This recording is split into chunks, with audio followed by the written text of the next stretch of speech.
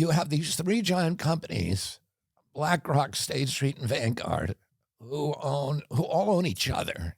You know, BlackRock has $10 trillion under management. These are all private equity companies? Yeah, they're the biggest companies in the world. And Right. they own, I think they own 88% of the S&P 500. Those three companies, they own 88% of the S&P 500. So they already own everything. And now they've decided they're going to buy every single family home in America. So they're on track now to own the corporate control of 60% of the single family homes in America within 6 years. So you're saying, so when somebody comes in with a cash offer, it's usually from... Yeah, it's an LLC with some Right. ambiguous name. A shell corp. Right. And if you follow the Money trail. breadcrumbs, It'll go back to It goes to BlackRock, State Street, and Vanguard, Vanguard. State Street.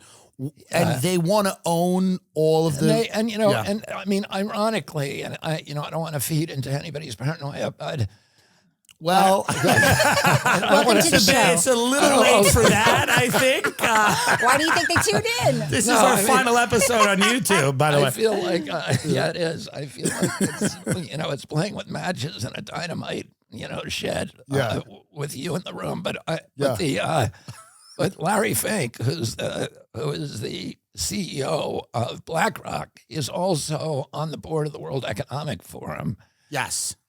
which, their mantra is, we're going to have this great reset. What does that mean? It means that, and these are their quotes, not mine, you will own nothing and you will be happy. You'll be happy. The famous Yeah. article. I mean, now they're doing, I talked about it last week on the show. They're running all these articles in Wall Street Journal where they go, it's now the trend to not have a dining room. You don't need a living room.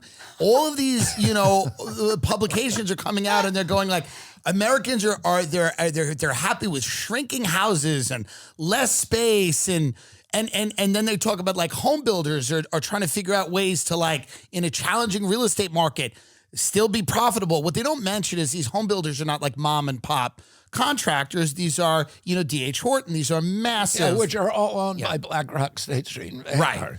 So how is this takeover of the American real estate market? How is this preventable? Well, what I would do immediately, there's a lot of things you can do. One is you can change the tax code to make it unprofitable, because our kids are now competing against BlackRock. So BlackRock has a bottomless bank book. It has the lowest interest rates on the planet of anybody. And our kids now have to compete against that company. Now, so why are their rates so? Are they lending themselves money? How does it work? Well, first of all, they own all the banks. They own all the credit card companies. And That helps. Just because they have a huge bank book, they're a safe loan. So there's zero risk in loaning to BlackRock. Right. And so the banks will give them the lowest possible rates. And our kids then have to compete. Our kids who have no credit rating, who have, a 600 credit rate or whatever it is, are paying not 7%, but maybe 10% interest. Right. And they're competing against somebody that's getting 3% interest. It's not right. And, we have American dream in this country. The promise as World War II, your parents' generation, my parents' generation, if you worked hard, if you played by the rules, you could have one job, not three, and you could own a house, you could take a summer vacation, you could raise a family, and you could put away money for retirement.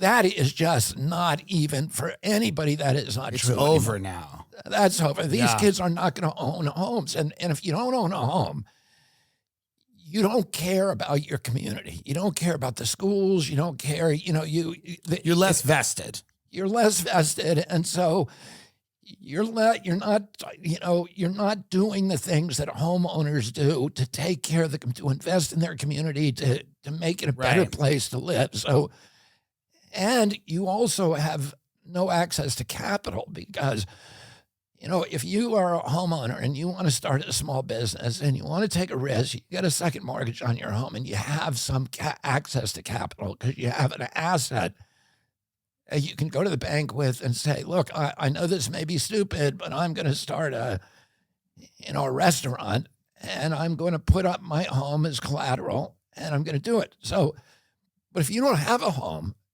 you have no access to capital. That's a great point. So somebody there's else no way right. to tap the equity in your home. You Right. know, you're cut off from that source of money. You're also, I think, people that are not homeowners are subject to the rising rents Yeah. all of the course. time. You don't know, have any and control over it. You have no Yeah. control. and the ownership by these companies is driving up the cost of rents. 48% of the people in this country who are renting have anxiety. And Cheryl and I Yeah. talk about this all the time. Yeah. You're living paycheck to paycheck in this country, you know, and 57% of Americans cannot put their hands on $1,000 if they have emergency. Right. If you're living paycheck to paycheck, you are not. Fewer than half of those people are making enough money to pay for basic human needs, for food, transportation, and housing. And Cheryl, you know, made this point to me about when she, you know, because she spent most of her life living paycheck to paycheck. Right. He said the engine light would come on in her car, and it's like the apocalypse. Yeah. You know, you don't have the money to pay the mechanic. Right. You can't put your hands on that money, and you know that car is going to die. But you have to get to work. You Right. can't get to work. Because what happens if you don't have a car and you can't get to work? Yeah. And everything then starts spiraling to Right. you end up on the street. You Well, know? it's like, you know, I remember being broke, being a comedian and just trying to make it. And like, it's tough to, you know, opening bank accounts. It's Yeah. hard. Yeah. You know, it's climbing out of poverty and the type of Yep. poverty that, you know, we're not talking about people that are momentarily broke. We're talking about, in many cases, generational Yeah. poverty. People aren't inheriting Right. homes. They're not, you know, they feel locked out of the system. In many ways they are. Their credit rating is tough. Maybe they got busted for smoking weed, or there's some, you know, criminal record that's preventing them from getting the job they want. The Democratic Party had always styled itself as kind of the defender of working people and Yeah, the that's defender gone. of economic justice. What happened? I mean, now I saw this data the other day, and I haven't traced it down to you know verify it. But what I read the other day was that 70% of the wealth in this country is now controlled by Democrats, versus 30% by independents and Republicans, and at the top 9 of the 10 top richest counties are now Democrat counties. So it used to be, this is flip-flop from where it was when I was a kid, where the Republicans were the rich, were the oligarchs, and the Democrats were, you know, working poor, working people. Right. And so it has flipped, and you know, and you're asking me why. I don't know exactly. No, I watched it happen. Let me just finish the. Yeah, this is like, 'cause you interesting. asked- Democratic counties represent 70% of U.S. GDP. Yeah. 2020 election shows. So that's the 2020 elections, chaotic and marked by races too close to call, have nonetheless reaffirmed that, at least in Washington, the two parties now speak for markedly different segments of the U.S. economy. Yeah, I mean that's very interesting, Yeah. right? Because when you and I were growing up, the Democrats represented the poor and the middle That's right. class, Yeah. and the Republicans represented Wall Street and the oligarchy. But one of the things that I'm going to do, I'm going to immediately create a new class of mortgages that, you know, if you have a rich uncle, you can get a much lower mortgage rate if he will co-sign your loan, co-sign your mortgage. You can get because the bank is looking at his bank book rather than yours, and they're Right. going to give him a better rate because it's lower risk. What I'm going to do is I'm going to give everybody a rich uncle, which is going to be Uncle Sam. And I'm going to get Uncle Sam to co-sign this new class of mortgages that people get for 3%. Only first-time individual homeowners can get it. They have to live in that community, and they have to work in that community. And I'm going to give the first 500,000 of these to teachers, because we need to start supporting our teachers and allow them to live near the schools and work in those places. And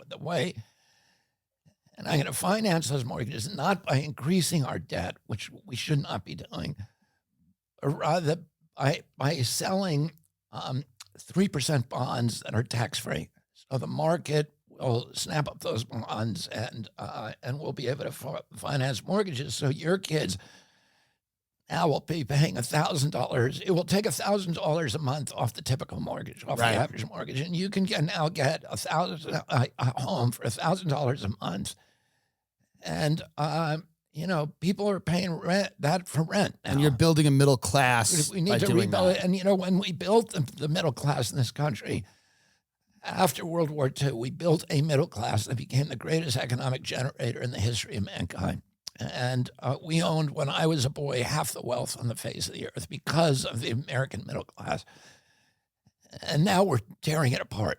And but it began by making sure everybody could get into a house after World War II with the GI Bill or with these other programs that allowed every American to buy a house. And once you buy a house, you have access to capital. You can start a business if you're entrepreneurial. And it released these what Franklin Roosevelt called America's industrial genius. The inclination for innovation, for entrepreneurship, for business development.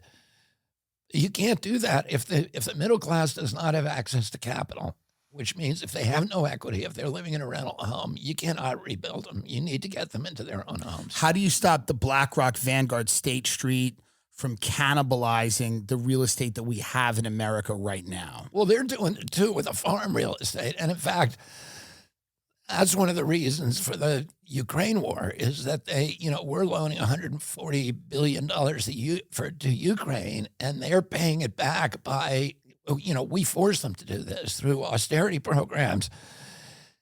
And it's part of our contract where they have to put all the farmland in Ukraine up for sale. It's called a land market.